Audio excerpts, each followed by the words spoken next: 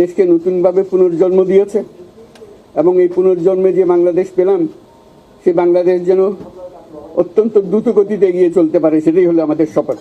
সেটা আমরা রক্ষা করতে চাই, এগিয়ে যেতে চাই।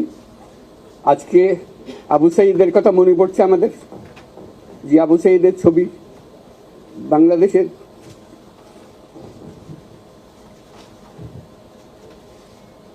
প্রতিটি মানুষের মনে গেঁথে আছে, এটা কেউ বলতে পারবে না।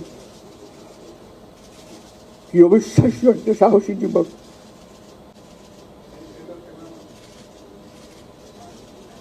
বন্দুকের সামনে দাঁড়িয়ে আছে এবং তারপরে থেকে কোনো যুবক, কোনো যুবতী আর হার মানে নাই, সামনে গিয়ে আছে এবং বলছি যত গুলি মারো, মারতে পারো, আমরা আছি।